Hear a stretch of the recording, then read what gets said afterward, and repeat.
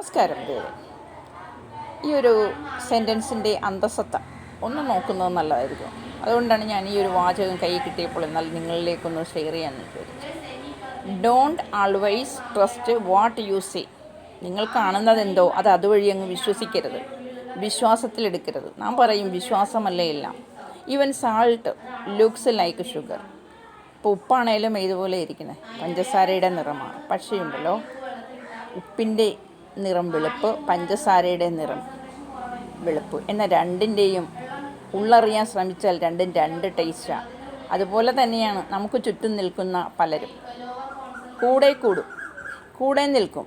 പക്ഷേ ഉണ്ടല്ലോ, ചില സന്ദർഭത്തിൽ നമുക്ക് പോലും വിശ്വസിക്കാനാവാത്ത രീതിയിൽ അവർ നമ്മളെ പറ്റിച്ചുകൊണ്ട് നമ്മളുടെ ഭാഗത്തു നിന്നും പലതും കൈക്കലാക്കാൻ ശ്രമിക്കുന്ന ചില ആളുകളുണ്ട്. അപ്പോൾ അതിയായി വിശ്വസിച്ച് കൂടെ നിർത്തുമ്പോഴും ഉള്ളിൻ്റെ ഉള്ളിൽ ആവർത്തിച്ചൊരു ചിന്ത, എങ്ങനെയായിന്ന് ഇത്രയധികം വിശ്വാസം കൊടുത്താൽ തിരിച്ച് ആ വിശ്വാസത്തിൽ തന്നെ ഇവർ നമ്മളിലേക്ക് തിരിച്ചു തരുമോ?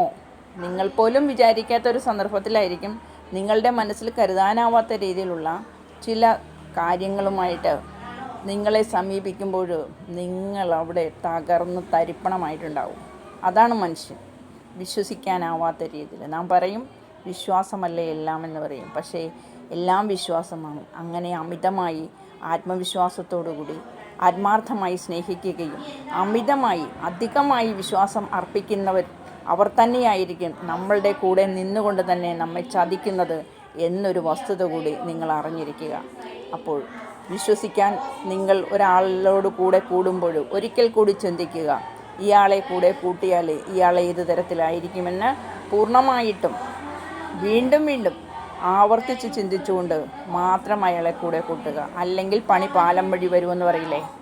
അപ്പോൾ അതുകൊണ്ട് തന്നെ തീർച്ചയായിട്ടും ഇത്തരത്തിലുള്ള കാര്യങ്ങളിൽ കുറച്ച് ശ്രദ്ധാപൂർവം മുന്നോട്ട് പോവുക. എൻ്റെ ഒരു അനുഭവമാണ്.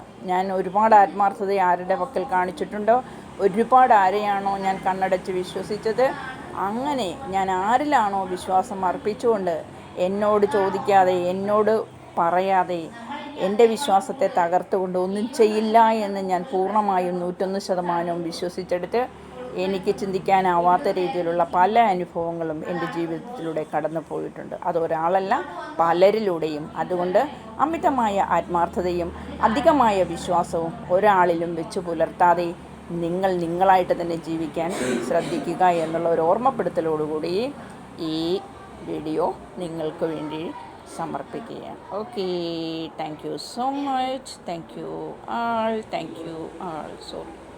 Okay, thank you.